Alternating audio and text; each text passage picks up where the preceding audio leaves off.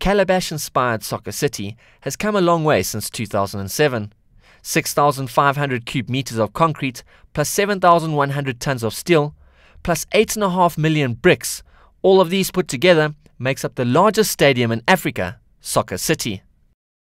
Recently, everyone involved in the construction got together to celebrate the roof wetting of the stadium. Being here today is a twofold event. First, the construction roof wetting signifies the event when traditionally the roof is on, obviously, and to celebrate that milestone in the construction of the project, where we can share with our workers, our consultants, our clients, and thank them and share with them by celebrating that milestone. And traditionally there's a party of some sort. So certainly that's part of today.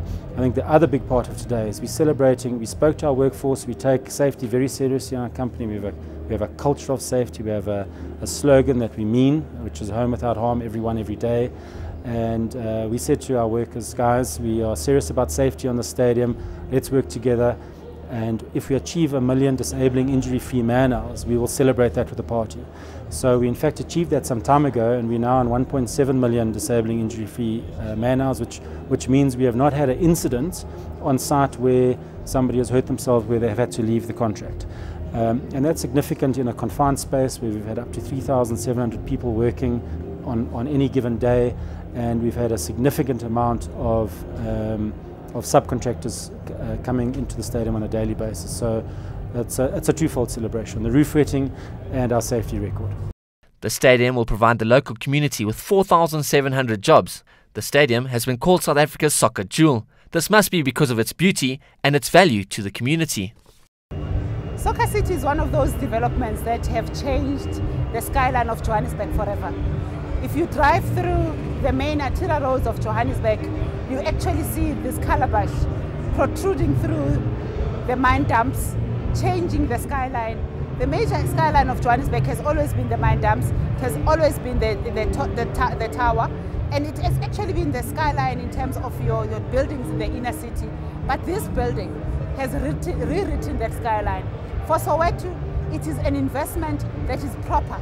It is the bridging gap between the apartheid divide. This stadium was built between the previously advantaged Johannesburg and the disadvantaged Johannesburg, and it's right just in the middle, and it's rewriting the apartheid boundaries and it's doing away with them forever. Soccer City is part of the city's 2010 legacy program that will benefit the residents. Other initiatives include planting around 200,000 trees in the south of Johannesburg, rehabilitating the Klipspruit River, implementing the Ria Vaya bus rapid transit system, building the Soweto Theatre, and greening soccer fields. This is a 3.5 billion rands investment. Now, if you would actually think about it, it's a 3.5 billion rands investment, excluding the precinct, excluding Safa House. It actually has not even 3 times or 10 times or 50 times. It has really multiplied the land value of this area in a way that is not imaginable. If you were to think about property in this area 3, 4 years, 5 years back, a square meter was in the region of 20 rands. Now, buying a property within this area comes at the value of something like 1,000 rands per square meter. It's mind-boggling. And we believe that that investment driven by government has actually contributed to Johannesburg and to Soweto immensely. It also has contributed to the Mayor of Johannesburg long-term strategy of readdressing the apartheid planning systems of Soweto.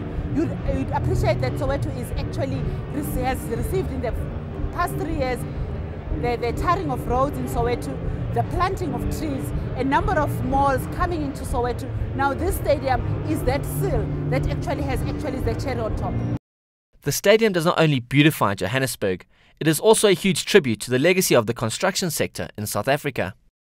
Well, I think this stadium, for example, which is an iconic stadium, the legacy of the stadium firstly will be a testament to the ability of South Africa to deliver on highly sophisticated infrastructure engineering capabilities, and moving forward, how the stadium is utilized and how sports administrators and government ensure that after the World Cup, this stadium becomes a place that South Africans continue to enjoy well into the future will be very important. So that it's not just an icon for a single event, but becomes a feature on the landscape of Johannesburg and on the continent. The readiness of the stadiums for the 2014 World Cup in Brazil has come into question, especially after FIFA inspection report indicated that none of the proposed stadiums were up to FIFA standards for the event. After South Africa has constructed world-class stadiums, this could be a huge opportunity for construction companies in the country. We think that what we have delivered here has certainly catapulted Avenge into a global player in terms of World Cup stadia. Currently we are a global player. Avenge is in 25 countries around the world. But with regard to World Cup related infrastructure, we've certainly cut our teeth here. We've delivered. It's world class, and there's no reason why we can't play a role where the World Cup will be staged after South Africa and beyond that. There's been much talk in the press of some of the newly built stadiums being white elephants. This is something Soccer City will not have a problem with, says Sibongile Mazibuku. We've appointed a stadium manager, and already last week they've had their first event. They didn't even wait for the stadium to actually be complete. They've actually had their first event of 300 people who actually were in the stadium for a conference. Imagine a conference in a construction site, it's unimaginable. But the thing is that they actually were part of the construction of the stadium. They have contributed into how the stadium should work. Some of the engineering parts of the stadium has actually taken the future plan of the use of the stadium into mind. And we believe that the team we've appointed would actually sweat this asset to its maximum. The challenge is the size. The challenge is the fact that it's a 90-seater stadium in South Africa, and we actually still have a challenge in terms of bumps on seat in terms of games, but we believe that in other avenues would actually make the stadium. The contract with the stadium manager provides for 11 events per year in the stadium, but we believe that they would surpass that.